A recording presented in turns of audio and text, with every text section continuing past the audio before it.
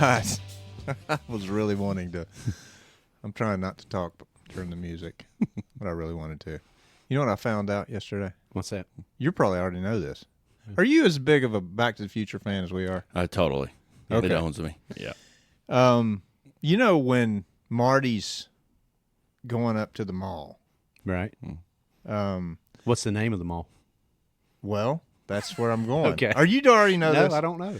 Okay, so the first time in the movie, he wakes up and in the middle of the night, Right. which is a little odd. Yeah. I mean, your kid's slipping off to meet with an old Yeah. man in the middle of the Yeah. night. It's fine. And let's not discount too that Marty lied to Doc. He's like, "Are you asleep?" Yeah. He's like, "No, no, I'm up. Anyway. I'm up. Yeah. So he pulls up to the mall on a skateboard, which, by the way, that was a piece of crap skateboard. They made it out like it was this awesome skateboard. Right. But Yeah. I know skateboards. That was a piece of junk. It was a Kmart. Yeah. So he's riding up to the mall, and if you look at the sign, it says Twin Pines Mall. Right. Right. You know where I'm going? Yeah. Yeah. Okay, well then, towards the end of the movie, he's trying to come back to save Doc from getting shot by these terrorists. Right. The Libyans. The Libyans. yeah. The Libyans! I'll draw their fire! Anyway, he comes down on the skateboard and it says, Lone Pine Mall. I Yeah. did not know that. Yeah. Huh. I've seen that movie. You know why? Yeah. Because he runs over the guy's, was it Peabody? Yeah. Old man Peabody or Yeah. whatever? Oh, my God. Yeah. Yeah. He Took out runs his pine over it tree. and I he had shoots no the. idea. And why are you doing? You know, he blows up the mailbox. He runs over the pine. Yeah. Well, it's only one pine Yeah. tree. Yeah. I never knew that. Yep. There you go, folks. Episode 2, Back Yeah. to the Future trivia. Little Easter egg there. That's right. crazy. That's right. Well, all right. Yeah. Here we are. That's right. Let's do it. So today, this is kind of a heavy one. We've sort of warned. I don't say warned. We let everybody kind of know this is going to be kind of heavy. Could be. But it could be, but in a good way. Yeah. So don't click off. Right. I was going to say turn that dial, but there's no dial to turn anymore. Don't hit stop. Don't hit stop. Yeah. Push through. So we were going to talk today about worry, fear, anxiety. You guys have had you've had a tough year, and you've had a tough few years. That's dealing right. with Yeah, that's one way to dealing put it. with, Yeah. Yeah, dealing with a friend dying, and then you Keith dealing with cancer scare this past year. Yeah. So we just, the three of us have talked a lot off of the podcast about walking through anxiety and fear, walking through grief, and sort of how to deal with that in a healthy way, you know. And we just thought it would be good just to sit down and just have a conversation about those things. Cancer is such a, it's one of those things in our world that's like now modern medicine, almost everything you go to the doctor, find out you got something wrong with you. They have something to overcome it. And that's just one of those things that, you hear that word and your heart just sinks, Yeah. And I think this is a good one. Today I was really, I felt like it was just weighty all day long. Mm-hmm. Whenever I'm going to go, can I just tell you, whenever I'm going to go do something, like if I'm going to go, when it's ministry related, there's always this feeling of, this is dumb. You shouldn't be doing this. Like, you're not qualified to do this. Why aren't y'all, I was kind of dealing with that today a little bit. Mm-hmm. Right. So you always know that that's a warfare thing. We talk a lot about that, there is warfare. We do have we do have an enemy. Mm-hmm.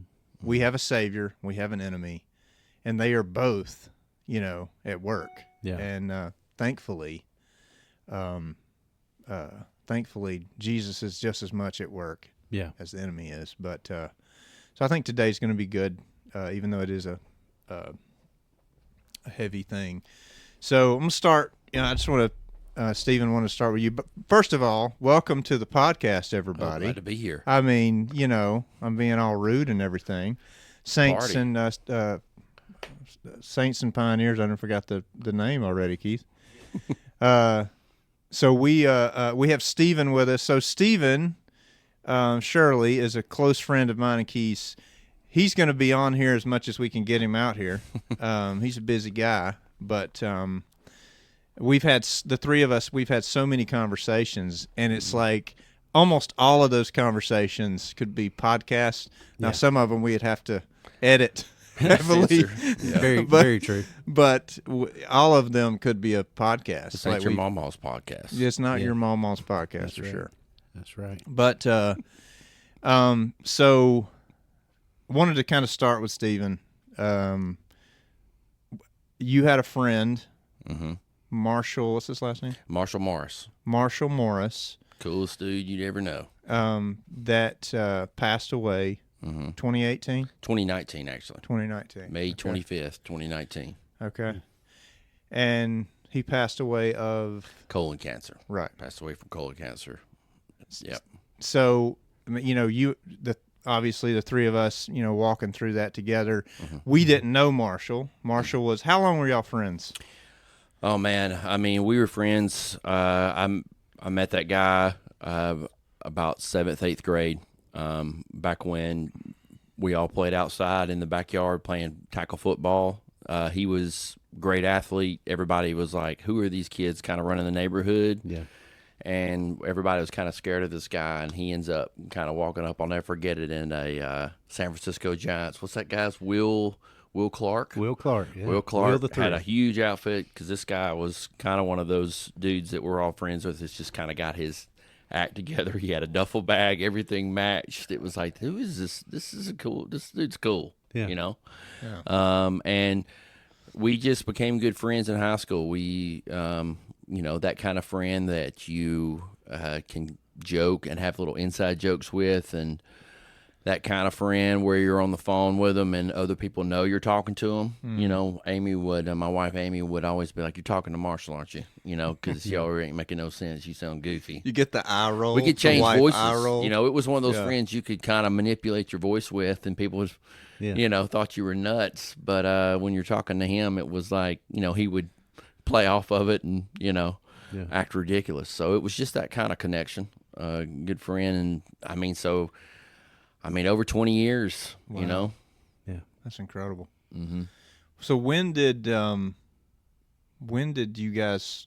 I mean, it was it was probably a year that he struggled with this before he passed away. He actually had gotten recently engaged, and he was married. And I think it was in because we used to give him some crap about it. I was like, "Man, you're getting married around Valentine's Day? Come on." Yeah. But I think it was around then, maybe in late January, and then I think it was late February is when he said, "Man, I got a weird diagnosis, and we got to go check it out." And that's kind of when things kind of started going from there. Actually, that's kind of genius to get married on Valentine's Day because you can kind of knock out the two gifts at once. Yeah, and knowing him, because we messed with him about it, he changed the date. Yeah,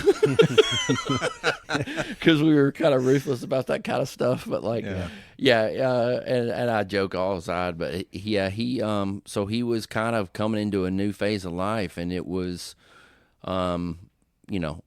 it was interesting. He got that kind of happened, and at the same time, I was, he worked in the financial industry, and I did too. And it was a weird coincidence that I got, and I kind of look at it as a kind of a spiritual cool thing that happened. Is I was able to be one level below him in the bank building where we were working for that last when he got that diagnosis, and so we were able to kind of play off each other and even joke as friends for that several months when all this was going on. Yeah. So, it was tough, man. Yeah. Tough news, but at the same time, it was surreal. I think he could probably speak to that is when you encounter something so heavy. Yeah. You don't know what direction to go in with your life. You kind of, and I'll be honest, I didn't handle it very well. I checked out a little bit when I got the news. I remember, even, and I feel bad looking back, throughout that year is, he'd have a certain milestone that would come up because even in, at some point we thought the cancer was gone. I think it was in late December, and it returned, and I remember calling him and making a stupid joke, on the phone, and I remember he didn't joke back like he used to, so there was that kind of, okay, there's a reality here that I'm encountering that is bigger than me, and I remember feeling very inept on how to deal with it, and I think Keith could probably see what that's like when you get that kind of news, you don't know really what direction your brain kind of goes on autopilot. When you heard him say, "This is cancer," like, what was that like? Well, I mean, just honestly, it was the type of kind of, people say that those things happen. It's a gut punch type thing, and for me, it wasn't that. It was that's not surely not. Surely not. There's there's something's wrong. The dude even told me, he's like, man, I'm in the best shape of my life. I mean, I don't really know, but they say I got a knot here. I need to go get it checked out. And they, that news came back. It's like, they do think it's cancer. And I think, what happened is when I got that news, I do remember being in the bank and going into the stairwell. It was downtown at the Daniel Building down here. And I stepped into the stairwell and I said, is this for real? And I distinctly heard, your buddy, he's not going to be around next year, and I don't like to say those kind of things lightly, but it was something that I can say I audibly heard, and I didn't like it, and I kind of dismissed it, but I'm not saying that I was given some revelation there in any way, but I'm saying that it was I feel like I entered into a little spiritual realm there of like, whoa, this is a real life stuff here, and like I don't really know what to do with it. So I could just say I was confusion and pretending like it wasn't happening. I mean, in a lot of ways, but also realize, how all those things happen at once. Right. That's what it was. It was one of those encounters where it's like, I'm getting fire hosed in every direction here. I don't know what to do with it. So, man, that's incredible. Mm-hmm. Well, I remember, the three of us kind of, talking through this and stuff, and I just remember feeling, when you have a friend that has a loved one that you don't know, or has a friend that you don't know who's struggling or about to pass away or something, and you see the anguish in your friend for that other person, and it's like you feel bad for your friend, but at the same time, it's like it's a different thing than if you're both grieving or walking through some hardship related to somebody that you both know. And I just remember you made the comment. We were sitting out by your fire pit, and you made the comment of feeling isolated. Because, he was kind of like this friend from this other world, and then you had all these other friends over here, and it was like, and I just remember thinking, man, I didn't realize that, I should have realized that, but I didn't take that into account. It's like, that must be very isolating, because it's like, you had these friends that were, you guys are still friends, but you're not like kids in the neighborhood riding bikes together. You are all living separate lives, and it's like, I don't know, just the feeling of just seeing that in you, struggling by yourself, maybe you can kind of. Oh yeah, I mean, I could definitely, I could identify with that. Anytime you get those, especially the kind of news where it's, I'm 39, my buddy's 40, so I'm gonna have to deal with this, or so this is, the cards I've been kind of dealt, and nobody else can really understand until they know. Those kind of feelings definitely crept in, and it was, oh, well, he's the guy whose best friend's got cancer. I mean, that was and it sounds brash, but that was how it, you didn't want to be the person bringing that up, and that kind of work. It's funny how it's ridiculous, but that's how it works against you is, pushing you away when really it's important to be talking about it from what I've learned from some of the grief stuff that I've been dealing with. You need to know on our end, like we always want to be the kind of friends for each other where it's like, no matter how long somebody's struggling or grieving or whatever, it's like, it's never out of bounds or off limits to talk about something, like to bring something up. And you need friends like that. You need friends. It's like, man, I'm still struggling with this. I'm still grieving. I'm still locked into this, and I want to say, I think if I remember right, I got to meet Marshall twice. I know I did once. It was a Mexican restaurant that is no longer with us. That's on correct. Highway 280. It was very good. What was the name? Is it the one with the elephant foot mug? No. It would be Superior. Superior Grill. Superior Grill. And Jesse is referring to an elephant foot mug full of That Coke is or at another soda, whatever you Root beer. Baptist drink out there. Yeah. But yeah, it was Superior Grill. I think it was a birthday. Yeah, it was my birthday. Yeah, He came out for birthday. He was always kind of around those things. And I want to tell you, like, what struck me, and I don't remember where that was at on the diagnosis or time frame, but I remember even before the diagnosis, hearing about Marshall, talking with you and you talking about him. And I remember what struck me was, getting to meet him, already having known you, but watching you two interact and thinking what a good friend you both were, to each other. And so I think for me, I know meeting him in that way and seeing how you guys interact, I think I maybe had a different glimpse into when you would talk about the struggle or the hurt. I was like, man, I've got friends like that in my life too. I count you two guys one of those, but just seeing how close y'all were and just knowing that, man, this is, from my perspective, and you had kind of shared like, man, it's not looking good. Like, feeling that hurt and that weight for you of like, man, what's this loss, going to be? Because it looked like, unless there was some miracle that it was going that way. Right. And I just want to say, man, you did a great job in walking through that with him. I know in those situations, it's always something where we question, man, could I have done more or could I have done this or what? But I just want to acknowledge, man, you were a great friend and brother till the very end. I know that. And so, speaking of that, you got to share the Dave Matthews story. Yeah, it was one of the things that we shared as friends is we were huge on going to live events, concerts, comedians. We got to see some of the best. We got to see Chappelle at the Stardome. We got to see Mitch Hedberg at the Stardome. I mean, we saw all the kind of like great people, but Dave Matthews for us, and I know he gets a bad rap sometimes from a lot of people, and which is, I'll redeem that and when I finish the story. But like we followed the guy, not followed, we weren't groupies, but we would go to shows in Atlanta.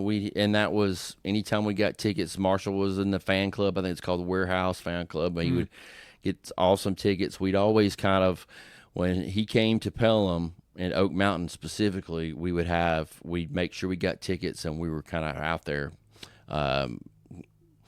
getting ready for the show is what I'd say. Anyway, right on. Yeah, having some root beers. So we, when it was kind of, when we got the news that it was, I think it was in April, it was, hey man, I've got like 4 to 6 weeks left to live, and he's like, what am I supposed to do with this kind of news? And me too, I mean, remember I getting the news at the Taco Bell drive-in, and like going, do what? And so long story short, what we did is we came up to the concert. I started thinking, is he even going to go to this? Because I don't know if he should go, because it's, dude's not really feeling like it. He probably, but from what the news and his sister was telling me and some other friends, or he's like, dude says he was going to go, and I can remember even seeing him a week before. I was like, hey man, you ain't got to feel obligated to go to this. I mean, he's like, it was kind of that weird acknowledgement, like, hey, he was man, in a wheelchair at that point, wasn't not yet, but he by that time he was going to be in a wheelchair. And so I kind of went to a little rally on that day of like, I'm going to see if I can somehow reach out to somebody and see if we can just get at least maybe some better seats. It's kind of what my goal was. But like, from a lot of Facebook messages to just friends that I have and that sort of thing, before I knew it, we had gotten a call in the parking lot, and it was from a friend of a friend that had seen a Facebook post that was communicated from that, hey, this was legit. They said, hey, Dave said he wants to meet with old Marshall before if he can make it. Yeah. We were like, whoa. That's incredible. So we what's crazy is we called him up and was like, hey man, I'm not trying to rush you here, but if you can hurry up, you can meet this guy. He said he's down with it. And it's almost like I feel bad looking back on it, because it was like, man, we got to make this happen, because this is all, in a weird way it was for me, I'm not gonna lie, but at the same time it was also, I knew that he deserved to experience something great. Yeah. He deserved to see that. And by God, if I can make it happen, I was going to do it. Yeah. So, ends up, he gets to the show, and man, the coolest thing, I think that it was kind of a testament to everybody kind of rallying around him and everything, was, he couldn't make it. So Dave was like, all right, well, I'll meet him after the show.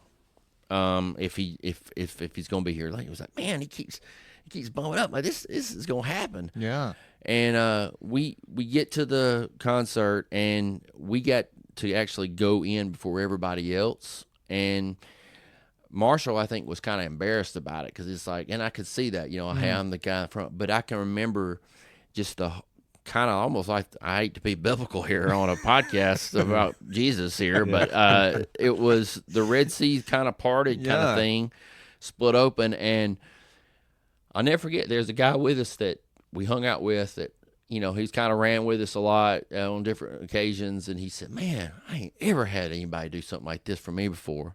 Wow. And I remember thinking, that's the way it's supposed to be. Yeah. Yeah. And, what crazy thing is, we get there, Marshall has to leave within a couple minutes because he felt terrible. And now I realize now that's the kind of guy he was. He was showing up because everybody wanted him to be there. He loved a good party. He loved, that fun.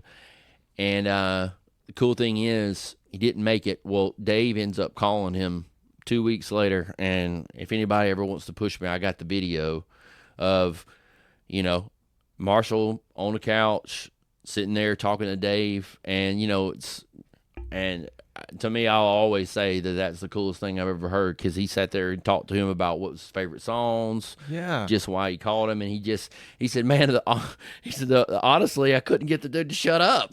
Like, I remember you telling me he was kind of rambling a little bit. He was kind of rambling a little bit, and he's like, but I was rambling too. He's like, we were all, kind of excited, and he's like, but it was just one of those things where I'm like, that was kind of one of those cool things from social media. And also just, I think it was really more, and I hate to sound like a goober here, but just that power of love of like, when somebody has an impact like that in your life, they deserve, I don't know, when the shoes are kind of flipped around, you are able to, when you do something for somebody, you want to see it. It's big, and that's, I love that whole thing. Is awesome. Yeah, man, that's an awesome story. That's incredible. So don't ever crap on Dave Matthews if you you can if you don't like his music, but the guy's a good dude. Well, I would like to point out, it was 2 weeks later. Yeah. There would be a lot of people out there that would go, it's too. Still remembered it, and he still remembered it. He still remembered it. Called him, and it's like, what a guy. What a guy. Yeah. There you go. And by the way, just for those listening too, the second unrelated, but still Back to the Future reference. Power of Love, he said. Yeah. Yeah. That's So, right. anyway, Number I two. couldn't help it. Yeah. Couldn't help myself. We can go. I mean, we can go Teen Wolf. We can Yeah. go a lot of Michael J. Fox Yeah. references. Yeah. Marshall's. He was a huge Can you fan tell of. the- can you he's tell the pretty Teen funny. Yeah, I Wolf? will tell the story. I remember he told me his first interview. These kind of conversations we have, because dude was a brilliant guy. He was number one in his class in like financial, like analytics. I know I got the degree wrong, but we never knew that till after he actually passed away, that he was one of the top in his class in this, like, quantitative finance is what it was. It was something like incredible, but I don't even know what that means. I really don't either. I'm just Same. kind of spitting it back out to you. But what he did that was so great is he went in for this interview, and he's like, "Hey man, let me tell you about this." He goes, "This is what you don't do in an interview, and for next time." And he goes, "When they're throwing you the softball questions of like," he goes, "the guy says to me, what's your favorite movie? What really inspired like Rocky's mind? Like, so can you give me an example? What's yours?" And Marshall goes, Teen Wolf, actually. and instead of, I'll give it to the guy. I think the guy did say part 1 or part 2. Definitely part 1. Definitely going to be part 1. Sorry, Jason Bateman. Yeah. But anyway, he said, "Well, what part?" And he goes, "Well, I mean, at the end when he has to shoot the foul shot and he has to be himself, so just be yourself is kind of the Good tip. save. Good save there. But he's like, I was like, "Did you get an offer?" He's like, no job offer whatsoever. So anyway, he was just that type of, hilarious, had a good outlook and laugh at stuff, and which we all is important as a dude friend, Yeah. Right. Absolutely.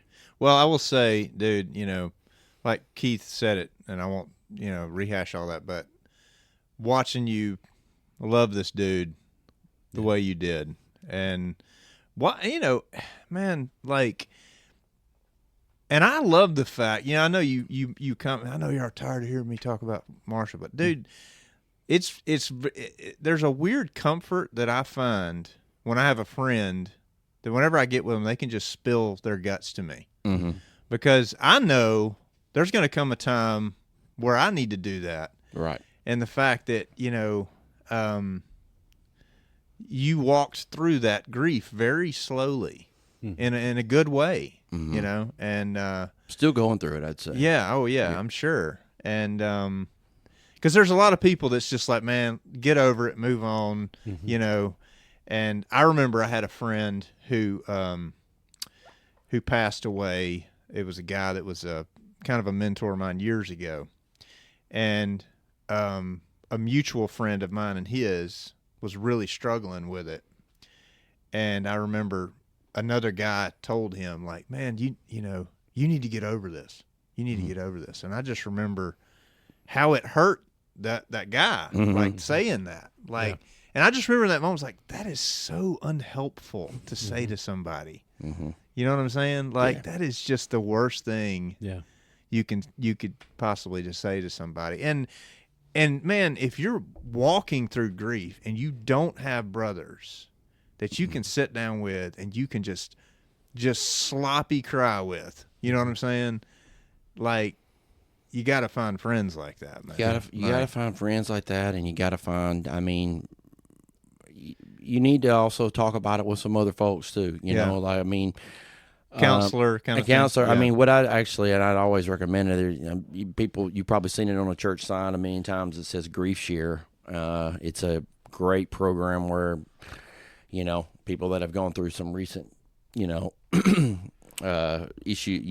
grief issues, and it's got people from all walks of really society, especially just with, the way cancer is, it gets in so many areas, and it really was beneficial for me to get it in there. And just, I had a guy say, when I told my story, he said, I didn't have a friend like that.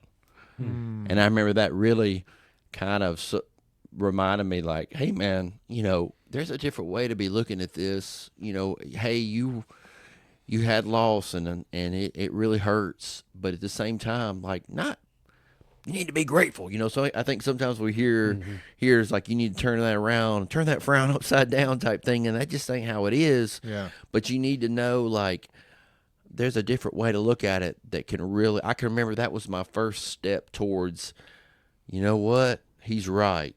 I did have a great friend, and I need to not be ashamed of that, and be able to tell other people, hey, ain't nothing wrong with being upset when your friend's upset. Yeah. You need to be able to understand that a great friend is a great friend because of who they are and how, it's the impact they've had on your life. And when I was able to share that just briefly, and for another older man, that was way beyond me in years, say, I didn't have a friend like that. I just never forget that really was the beginning for me, and was like, I don't know, just the fog kind of started coming off my the windshield there a little bit for me. Really? Definitely. And I think it's what I'm trying to say is it's not only things like grief share and those kind of things, but being plugged in with your buddies, and it's just such a heavy thing that there's no way you can figure it out all by yourself. Yeah.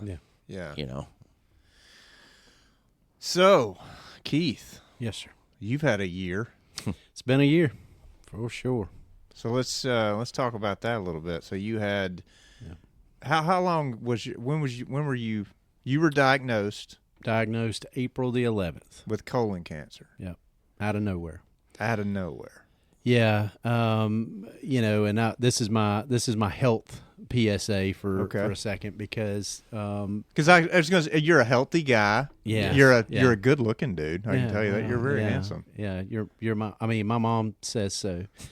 That's probably the only person, but I appreciate it. No, the health part of it, in fact, Steve and I were talking just earlier that, I didn't even get to this point, but a few years back, I'd gotten, I think Jesse referenced Chubby Keith last week. And, something about Chubby Keith and Cheetos, but had gotten health, back in order. Which, by the way, I had a Facebook memory, and you were in it. Oh, yeah. And Chubby Keith. Wow. Way chubby. Yeah. You were pretty chubby. Yeah. Yeah. You gotta be proud of yourself. The one with You've Cheetos lost a all lot over of his weight. face. Yeah. I always said, you guys never his said hands. anything about it either. You just let me walk around looking like I'd stumbled into a hive of bees or We're something. dudes. We don't know. You know what's funny is when I think of you back then, I don't think of you as chubby. Yeah. When you're in the moment with somebody, unless they're just obese. Right. I never will forget the first time we had not seen each other in a little while when I started losing weight, and you was like, I just don't know how to feel about this. But I'd gotten my health back in order, was getting to the point of, high blood pressure, high cholesterol, and, took the natural route, diet and exercise, got that under control. And even that, looking, back on this, kind of the elevated view and looking back, of just seeing the goodness of God, of placing that desire within me to do that because of what I was going to face down the road. You begin to think when you go through something like this, all the providential things that happen, and you're like early detection and all this stuff. But even getting the health in order so that recovery wouldn't have been nearly as bad, or rough on my body. Yeah. But yeah, it was April 11th. So, we're sitting here recording today, August 7th. So, it's still, fairly fresh and, in this year. But the health PSA I'll give is, if you're someone out there that is approaching the age of 45, do not wait, because I'm convinced that God used, the early detection to honestly, not overstating, doctors backing this up, to save my life. Yeah. Even to the point of the providential things of God, I had a doctor for a little while, was looking for somewhere closer to where I live. Wasn't in a huge rush because I just, wasn't really sick any times. Been blessed with, decent health. Would go to like a American Family Care or something like that, but I didn't have a current primary doctor. And even just getting that set up, of being able to do that. And so when I did that, had this primary doctor that says, you're getting that age where you need to get a colonoscopy. And with that, the old age used to be 50 years old. And they had changed it recently to 45 because they're seeing, more and more events take place like this. But even still, they were just like, you'll be fine. Like, all your blood work's good. It's just formality. And actually did some other testing before that, and it came back abnormal. Wow. And even when the abnormal testing, they're like, man, it's probably fine, but let's schedule you and get an actual colonoscopy. Obviously, still on edge about that because I'd never had one before, didn't know how big a deal that was, what, how bad you felt from it, or the prep I'd always heard was terrible and all that. None of that was that bad. But I never will forget, I'm coming out of the anesthesia from the colonoscopy. My wife's in there with me. Of course, when I'm coming to, the doctor comes in and, still a little groggy, but he's like, there is some concern. We found a polyp, which, if anybody, has had a colonoscopy or knows somebody, it's not uncommon to have polyps like most people. In fact, they even told me, don't panic if they come tell you got 6 or 8 or whatever. Yeah. I had one, and they were concerned about the size of it. Said that normally they like to see them a centimeter or less. Mine was 2 centimeters, but, so this is a help sometimes, but also a detriment. I'm a fix-it type person, so I'm like to the doctor, I said, okay, I remember asking him, even coming out of the anesthesia, worst case scenario, what are we dealing with here? And he's like, well, let's don't go there quite yet, but we're going to send it off for testing, all of this stuff. And man, the waiting, I mean, that was just maddening. Because, they've thrown the word cancer out. Yeah. Which is, think can you put a rush on that? Yeah, and in that scenario ETA, too, yeah. that is probably the scariest word anybody's ever spoken over my life. Yeah, and you guys know this. I think I've even shared it on the podcast, but if not, great time to do it. We got the exciting news just right before that Jamie and I are about to be grandparents for the first time. Daughter Morgan having a little baby girl, and got to see the 4D sonogram the other day, so I'm already in love. Already was, but and the baby smiled at you. Yeah, baby smiling. How about that technology? Yeah, even a little peace sign at one point. It gave you a peace sign. Yeah. It's better than the other signs that she could have given, but they were messing with her and stuff doing that ultrasound, but. We'd just gotten that news, and so you're talking about from the highest of highs to the lowest of lows, and the immediate thoughts is like, my God, I'm not even going to get to be here. Mm-hmm. Jamie and I, we started our parenting journey early, and always had talked we were going to get to be young grandparents, and that was even honestly part of the reason I got my health in order. Was like, I don't want to be a granddad that can't, play with my grandkids and go out and throw the ball and whatever. And I was heading that way. And to get that news and just be like, man, like, I don't even know, like, what the future holds for me now. And it's like, I'm a business owner and I'm a pastor, and, I've got, these people counting on me. And that was the real mind trip of it all. I'm not going to say personally I wasn't scared, but it was so much more of the people around me that I was worried about. It's like, how is Jamie gonna, cope with this? We've always had the thing, like, if something happens to one of us, and we're young, obviously, remarrying down the road is fine. My joke with Jamie's always been, just don't bring the guy to the funeral, like, let me rest, let me rest for a little bit. And then, we got issues if that happens. But, just thinking of those thoughts of like, I just don't want, like, a grandchild, like, having to be a story. Mm-hmm. And, so fast forward, I get the call, and I was telling Stephen, we talked about this just a little bit earlier, was kind of rehashing some of this. I said, I will never forget, I can tell you where I was sitting, what was going on, and you get the phone call that we've been waiting for. Yeah. I mean, like one time they tried to even send some results on a portal, and I couldn't get the portal to load. And it was like a mad dash. Which like happened on calling, a Sunday morning. Yes. Right before you're getting up to speak. Yes, absolutely. Yeah. I'm calling tech support, and I'm like, hey, and it wound up being some, like a bill or something. Like, hey, by the way, we don't know if you have cancer, but you owe us this much money. We don't know if you have cancer, but we do know. We do know You already owe us Yeah. money. Yeah. You can extend your car insurance Yeah, warranty. yeah. There's been plenty of the bills that have come from it. I will say that cancer is an expensive business, even with insurance. But Doctors are sadists. yeah, I get that call though, sitting Not really. Just kidding. sitting in my office, and when the number comes through, I know it's the hospital. Like I had the number memorized at that point, and I said, "Mr. Akins, we hate to." And as soon as he said, "We hate to," I was like, I got up from my office, people were around, and I walked out, and one of our little side areas here at work, and just he's like, "It's cancer." And I just was in such a fog. Yeah. Like it was like, it's funny to think about it in this way now, but it's like, honestly, it felt like the Peanuts principle.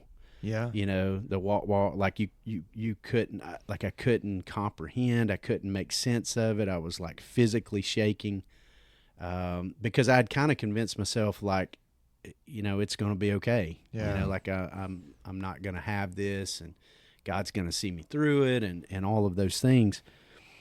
And then it's, I immediately, hey, I need to patch my wife in if you're fine with that. So I have to tell her in a quick, hey, like I got no other way to say it. It's cancer, and I've got the doctor on the phone, and just, man, the conversations Jamie and I had after, and just like times that we would just sit and wouldn't be able to say anything, and just cry. And I'm not ashamed to say that. I mean, it's just a total mind trip of what life is going to look like from this point. Yeah. Yeah. Because by that point, they're already saying, I mean, it's that one call, hey, you've got cancer. And then the next 10 bullet points are, here are the next steps. Boom, boom, boom. Yeah. And surgery, we need to line this up. And I'm going to send you to this surgeon. And I mean, it's just all these decisions you have to make right off the bat. Yeah.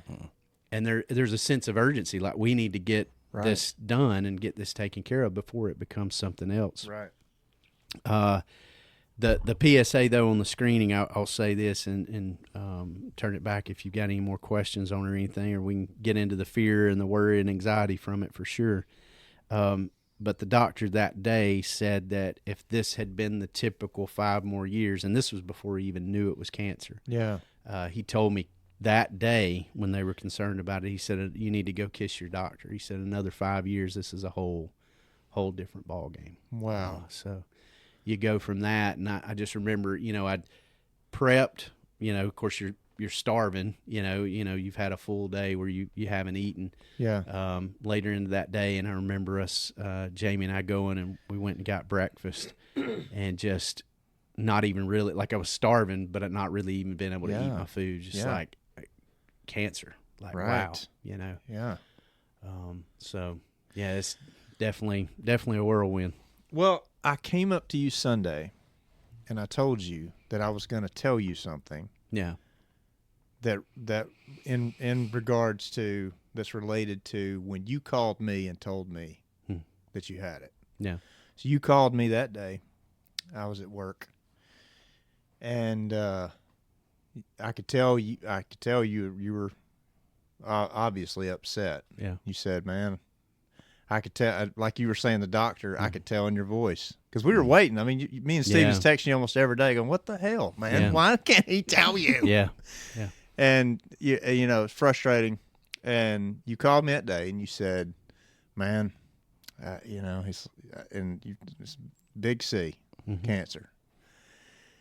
And so here's my thing. Like, whenever you're supposed to pray for people, right? Like as believers, we're supposed to just pray for them. We hear that all we can do is pray for them. Can I just tell you, I don't know how the hell to do that. Yeah.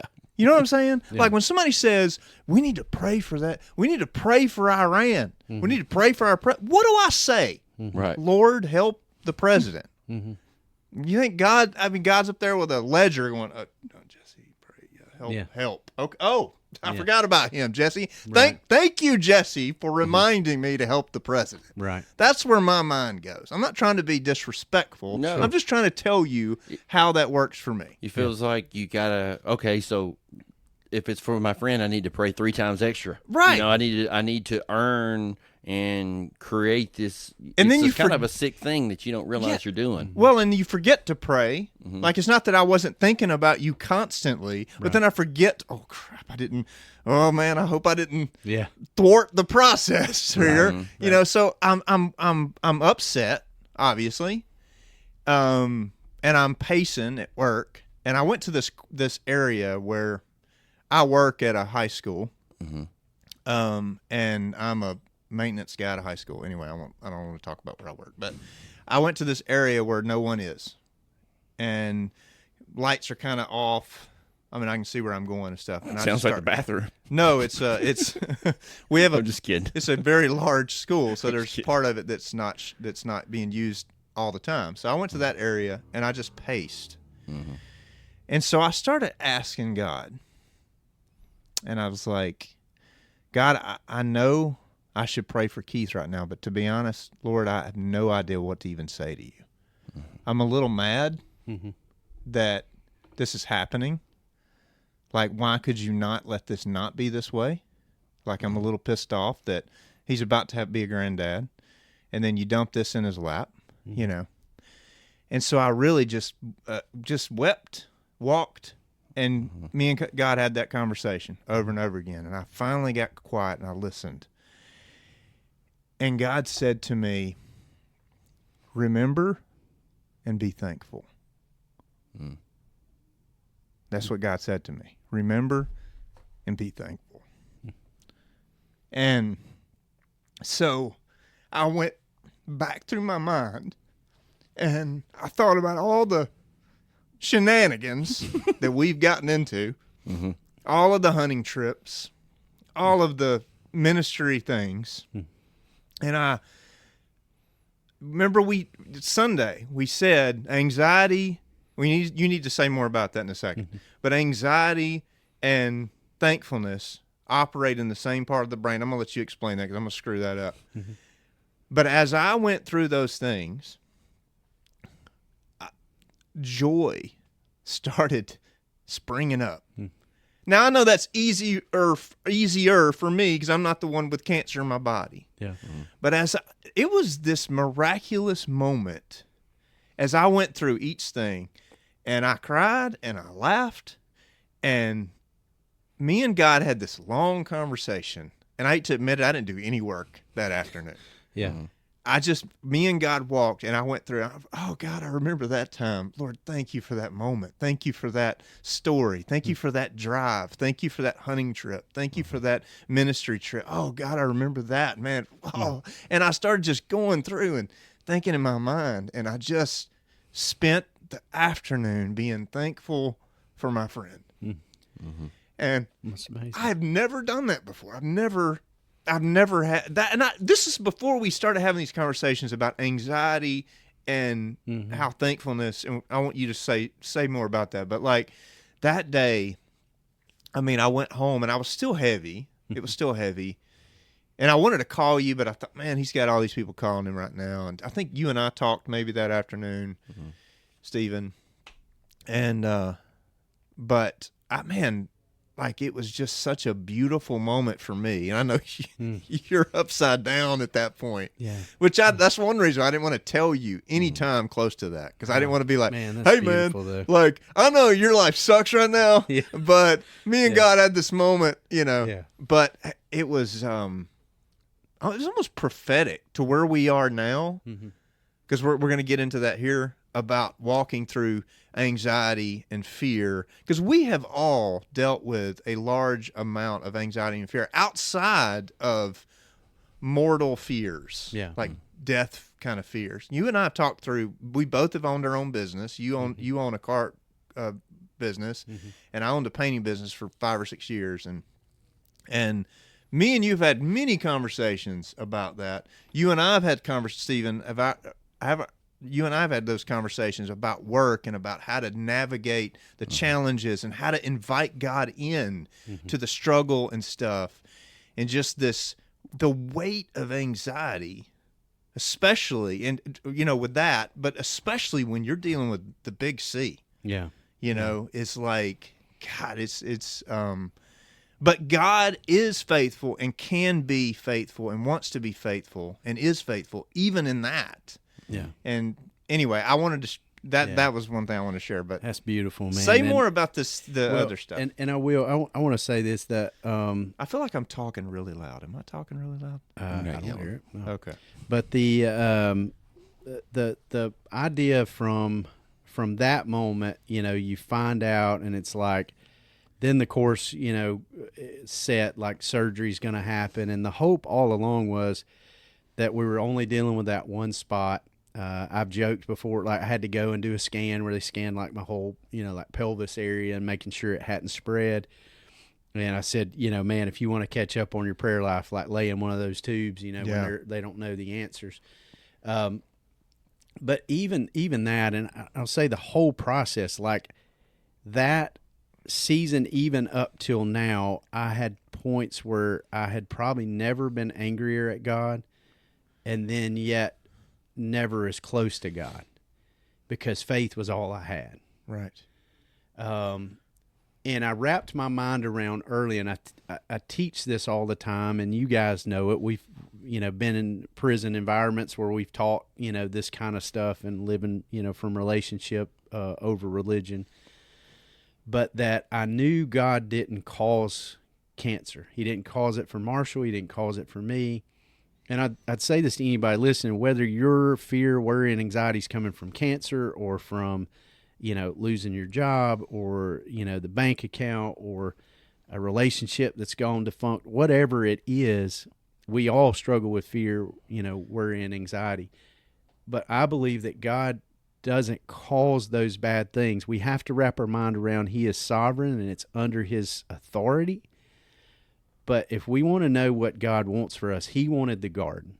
He wanted page 1 of your Bible, cool afternoon walks, intimacy unhindered by sin, sickness, death, any of the things that choosing our own way brought. Right. So sin in a broken world brought cancer. Cancer was never on our radar. He's in the process right now, the Bible says, of making all things new, and it will be no more. I can't even imagine the day, I've got chills, where the temptation to sin is even vanquished. Like we won't even be tempted. Yes. And so I want to say that if you're out there and you're going through something, my belief is that a loving God did not cause what you're dealing with right now. Yeah. Yeah. He will walk through it with you, but He did not cause it. And so that was very huge to remember as well on my end, to go back to that. It's easy to stand up with a mic and teach when everything's going rosy. Yeah. But I felt like, and I may be wrong, I felt like I did some of my better teaching as of late when I knew that I had cancer and was clinging so hard to faith that it was like, it was the most vulnerable and heartfelt teaching I felt like I had done in a while, where maybe it had kind of become a little monotonous and just prepping the material, know, and teaching it from maybe a head space and not a heart space.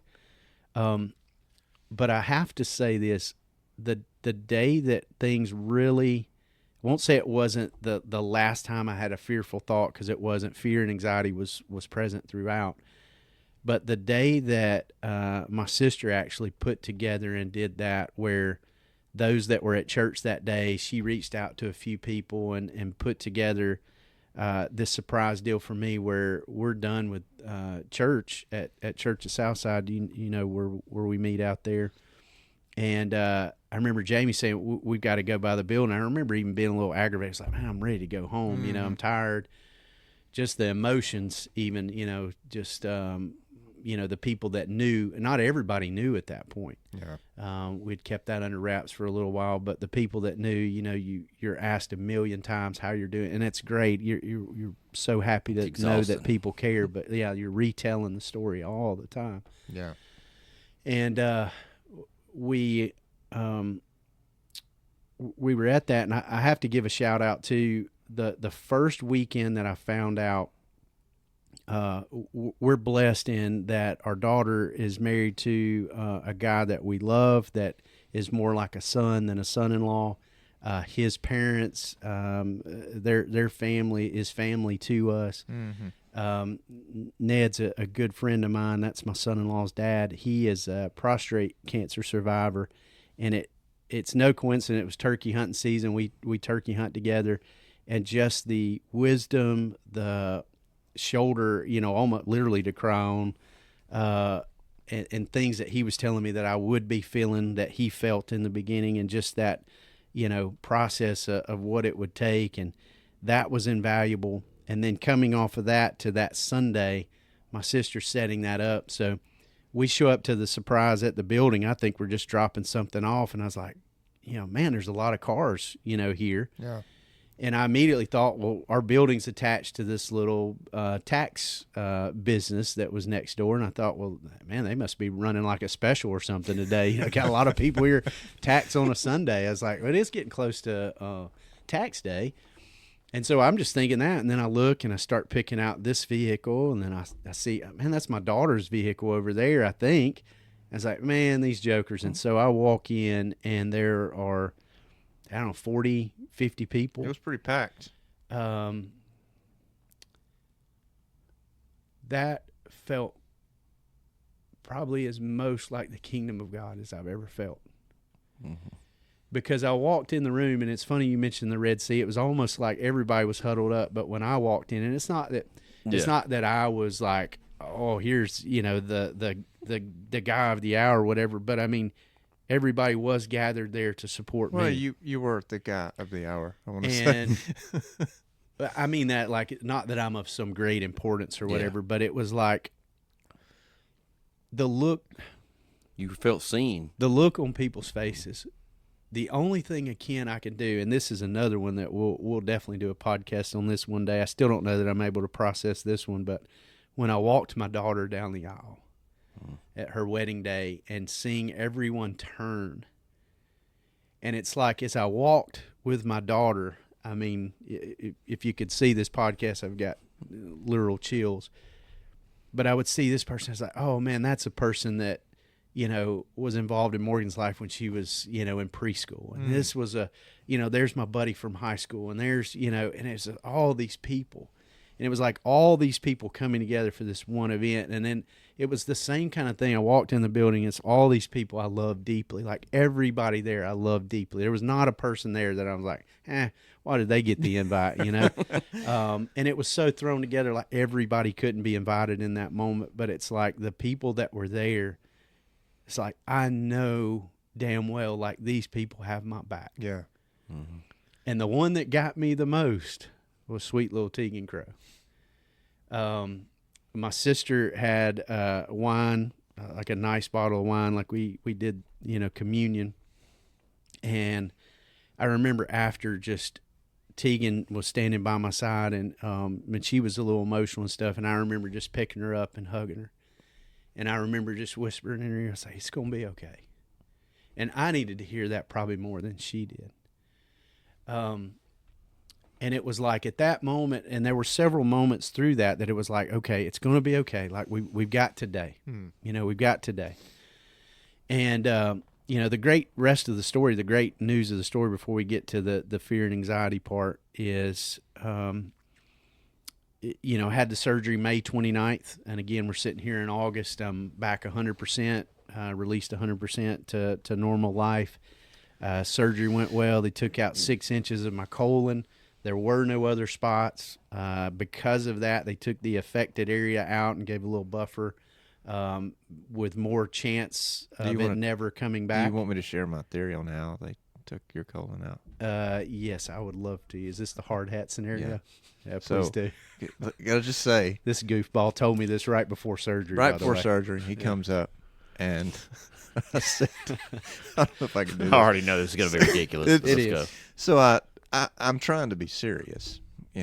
I said we got into how. Like he told me he loved me and very serious, and if I never see you again, and also this. Yeah. So we're like, how are they going to do this? And he's saying, well, the doctor says, and I said, they're going to, it's very uninvasive. Is that the right word? Something like that. Yeah, but they is deal. kind of a deal. Yeah. I said, well, look, now they're not going to tell you this. They're not going to talk about this, but the government has actually developed these tiny people through genetic engineering. They developed these tiny little people, and they have taught them with tiny little instruments how to climb up into you. It's a secret society. Yes. And extract the affected area, and then I wish you could see me, you can shimmy down. And I told Keith, I said, so you're going to wake up as a fog. And I said, that guy's going to be sitting on your chest, and he's going to give you the old, everything's good, sir. Everything's good. And he's going to scamper off. Yeah. And you're going to think you were dreaming. He's going to give you that little Maverick and Top Gun, like, all clear. I'm thinking more Happy Gilmore dream. Yeah. Is what Find I'm your happy place. Is well, what I'm I'll thinking tell you of this, but I'm the not drugs, go there. the drugs they had me on, I think I woke up seeing the Little Men. So there you go. All works. So they were good to you. Yeah, that worked. Everything's good. Surgery went well. I will say, do not recommend the surgery if you got to have it. One of the most painful things, you don't realize what you use your core for. Yeah. I remember the next day they let me get up and kind of go through a routine and try to walk some. Brushing my teeth hurt.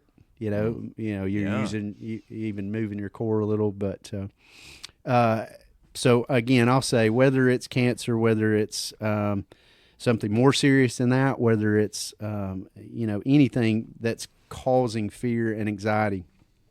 We talked about it Sunday, and we stumbled up on this great study. It's a guy by the name of Dr. Dan Baker, and he did a neurology study that shows not that you would never deal with anxiety again. I mean, it's a reoccurring thing, but in the process of being grateful, when you're being grateful, when you are being thankful, it is physically impossible to have fear, worry, and anxiety. The same part of the brain controls both. And so what we did Sunday, and you guys know this, the listeners, very diverse crowd at our church, was really surprised with the audience participation part that we asked for Sunday. We never do that, but we passed out index card and said, if you feel led to write one thing you're thankful for right now, not like if this happens, then I'll be thankful, or if this comes together, but like right now at this moment, write it down on a card. I'm going to read it. Later you can put your name on it or not, whatever you prefer.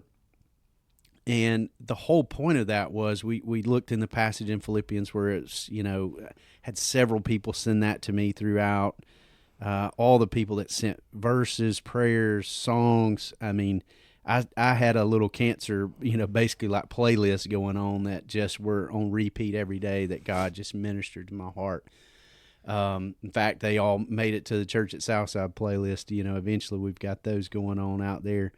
But as we were looking at those and reading those, the verse that was constantly sent to me is about not being anxious about anything, but in prayer and supplication,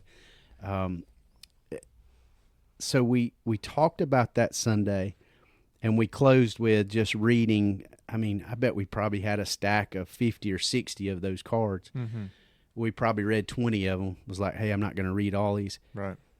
It was so moving to read that most of them said, I'm just thankful to be alive today. Yeah. Yeah. I'm thankful for life. And it's so right there, we got them to do the old pulse check, check your pulse. Right. And it's like, if you couldn't write anything down, there's a start, right? Yeah. Like you're in the game, you're in the fight today.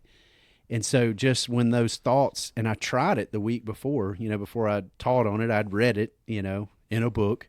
But as I was thinking about that, I said, I want to practice this week and be able to tell our folks like, hey, I've tried this. And so I've had some anxious thoughts come up, and every time I did, it's like, God, I'm so thankful for my family. I'm thankful that, the cancer's gone. I'm thankful that, I've got breath in my lungs right now. I'm thankful that it's a pretty day today, and there's no rain, and it's a beautiful day. and it was like the anxiousness disappeared. Right. And so I've had several people that we've talked to about that, either out there or in separate conversations, that have reached out to me. It's like, man, it works. Yeah. And so I just challenge you, if you're feeling fear, which, God, in our world, it's constant. Like, bad news is at our fingertips every moment that we carry our phone around, breaking news, the heartache of the world, we've talked about that, is that we're not made to carry all of that. And so it really becomes this moment where you have to pray over those things and consecrate that grief and just stop and be thankful. It works, because no matter how bad your situation is right now, I promise you got something you can be thankful for. Yeah. Yeah. Well, and this is what I learned. And I wrote this down because I think this is important for me to understand. Two things. One, when you enter into the act of being thankful for something when you're anxious, like what you were just saying, that's a choice that you make. It doesn't feel natural. There's a lot of pieces to this walk of faith, this journey of faith with God, that does not feel natural at first.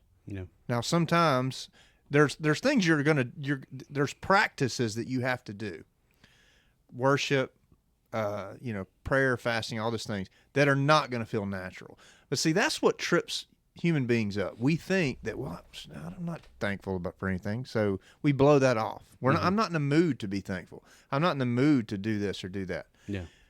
But there are things like that you have to make the choice to do.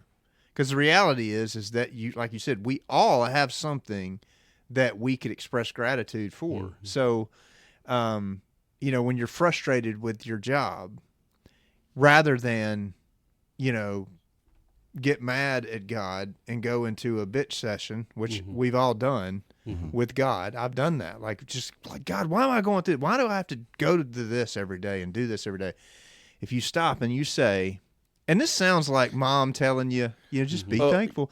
But if you stop and you say, okay, God, so if I didn't have that job, I wouldn't have been able to go on that vacation a few weeks ago. Right. And I wouldn't have had that moment.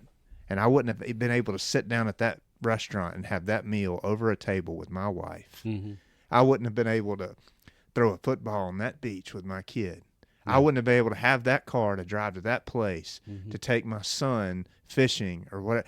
And you start to go, and there's something, it's like a flower that kind of starts to open up. Yeah. And starts to receive sunlight and water and nutrients. There's I'm telling you, and it's a choice you make. Yeah. And I would even say having faith in God is a choice. It's not an emotion. Yeah. It's choosing to go, you know what? No. God has, there's an Andrew Peterson song. I can't remember the exact lyrics, but he says, something about, I've seen too much. Is the idea of the song. I've seen too much. I can't doubt at this point. Yeah. God has come through too many times. Yeah. I can't doubt at this point. So it's a choice. You were about to say something. Go ahead. No, I was just going to say I like the metaphor or analogy, whichever one of those is, about what you were saying with the seed and planting it. Because if you've ever participated in trying to plant and grow something, I mean, it's kind of anticlimactic. It's not the most intense, hey, you got results the next day type thing. You have to kind of submit to the process. You got to go out there and you got to water some dirt. Yeah. Yeah. And nothing happens. Right. And, it's kind of funny when we're all talking about this, submitting to this process of, because when you hear, like, first thing I hear when there's a friend I used to joke about with this at work is, we'd be going into that session of complaining about your job and go, well, at least I got a job and be grateful. And you hear that, I think, is a lot of times for me, I hear that is you ungrateful little, and that's the road that we know leads to nowhere. Right. What I found, and I think in each of our stories, when we were talking about how joy kind of eked in the way, was when I had a guy say, I didn't have a friend like that. Yeah. When you reached out in that moment of, hey, why is this happening with Keith? Why is this happening? What did he say? Remember and Be thankful. and be thankful. Yeah. And you started recounting and how it slowly came, and then right back with your daughter. I mean, going through that, seeing all those things, you had to kind of submit to it, and it was an emotional moment. But when you did, and you saw her preschool teacher, you saw so-and-so that showed up in your life that day, and I think that's what I had to be. That was my first step in towards of handling grief and handling everything was, hey, man, you had a great friend, dude. Yeah. I mean, you had a friend that, I mean, he's friend. Everybody says that guy was their best friend, but he was your best friend. Yeah. Yeah. Yeah. And you were able to experience that a lot of people we take for granted. They really don't. And that's not meant to be, I mean, it's like you said, you hear it in that voice of, why are you complaining? Yeah. And it's not you gotta turn a little bit and look at it differently. Is I'm not complaining, I'm just observing something that's good. Yeah. And we don't do that enough. Well, and it's kind of like you hear, I said this to you, I think I said this to you Sunday. It was like, when you say you're thankful for something, when you say you should be thankful, it's kind of like your mom tells you, like you're at a restaurant and the lady brings you a drink. Yeah. Shut up. Yeah. Lady brings you a drink to fill your drink or whatever, and you're like, and your mom's like, you better say thank you. Yeah. And it's more for the waitress than it is for you. And But in for this your mom. case, and for your mom. Yeah. And in this case, that's not the way it is. God is wants us to walk that path of gratitude for us. To slow down. To slow down, take stock, remember, oh man, if these things wouldn't have happened, if I wouldn't have, look, I'll say it, full transparency, you guys know this, I'm a hardcore, not hardcore music, but hardcore songwriter, music. I love music. I love creating music. I love playing music with my band. And I would love to be doing that for a living. I would love to go play somewhere and have thousands of people show up. But one of the things that I am super thankful for, and I can honestly say this, 25 years I've been praying, like, God, open a door. Like, if that would have happened the first time I asked God for that to happen, my life, I can honestly tell you, my life would be wrecked. Mm-hmm. It would be absolutely wrecked because it's this meandering path that I have been on, that we are on, that narrow path, opposite of the wide way, that narrow path that has brought me restoration.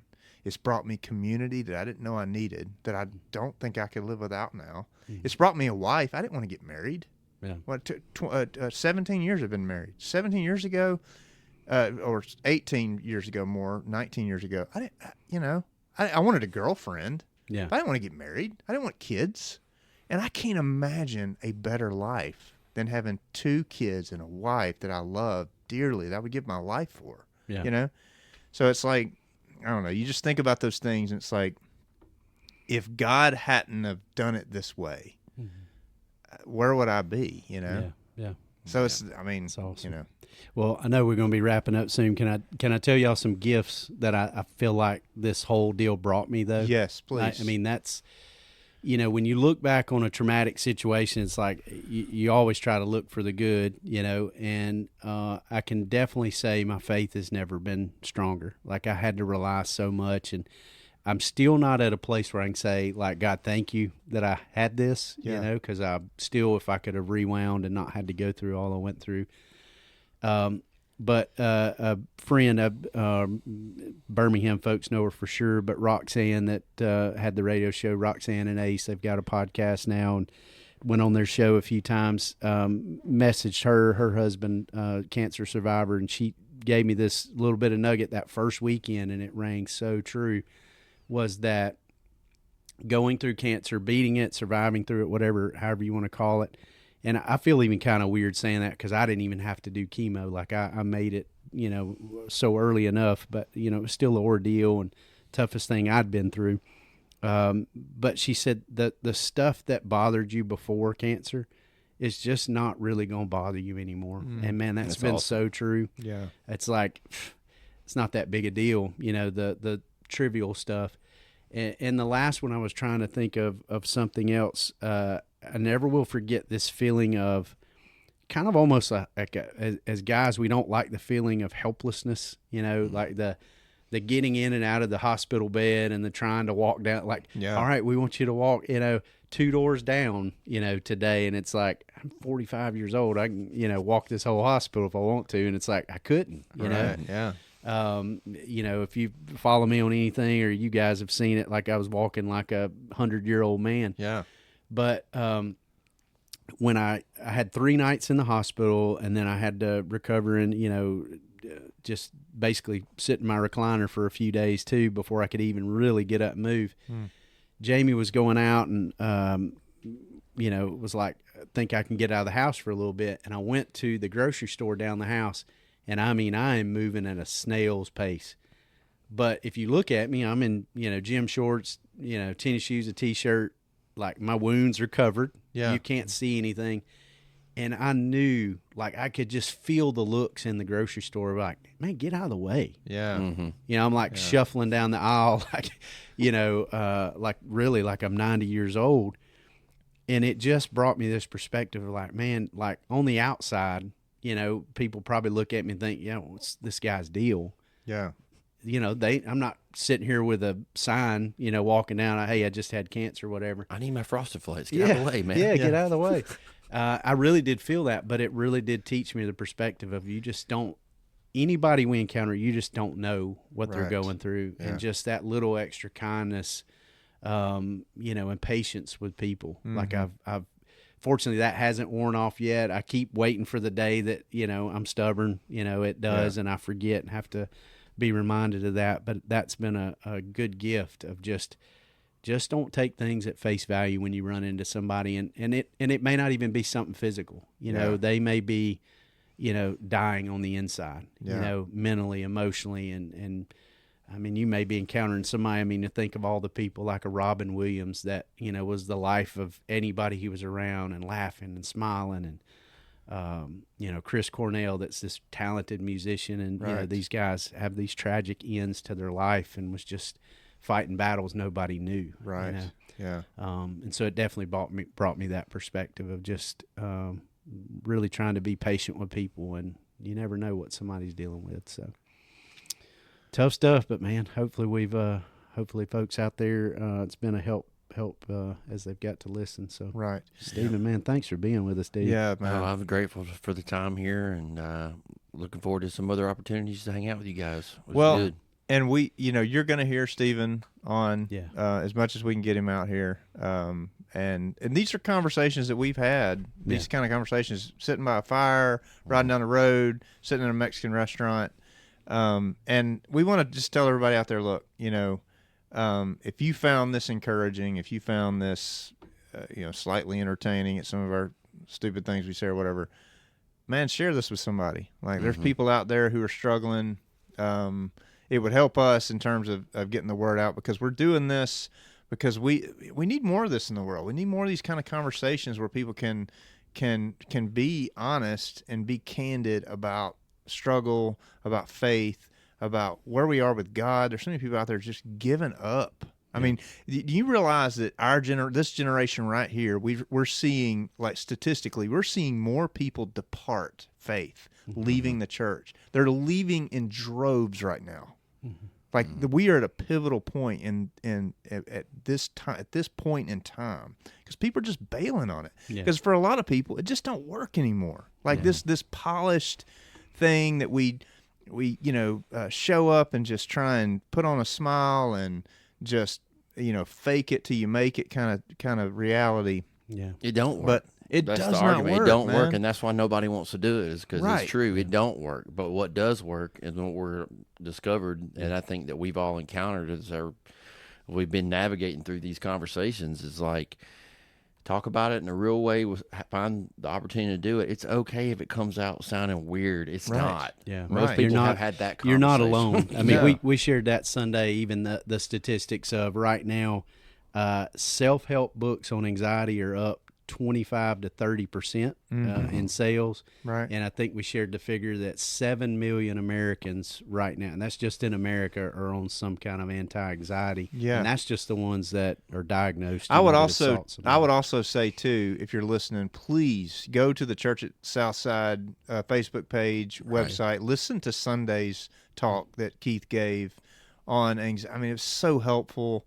I mean, all of your talks are so helpful, but it's like that one right now for our point in time, super helpful. We can add that in the show notes. Yeah, absolutely. As well, add it in the show notes. But we want to, man, if you're listening, we are super grateful to you. Speaking of being grateful, we're super grateful that you would take time out of your schedule to listen. And it's, again, share this, man, like, because this is not just about trying to get a bunch of followers on Facebook or trying to get a bunch of followers on a podcast, but this is about, man, spreading the kind of journey that we've all found enriching, where a place where it's safe enough for you to be honest, and to, I mean, talking about being polished. This is as polished as we get. Yeah. The three of us, we've had some serious some conversations that would make X-ray. a sailor blush. Yeah, So, let's be honest. but again, this is episode 2, and we are super grateful for everybody listening. And Not X-rated, but NC-17. I'd say. yeah, there you go. I had to backpedal a little bit. There you go. All right, we'll see you next time, everybody. Thank you for listening. Guys. Love y'all. Bye.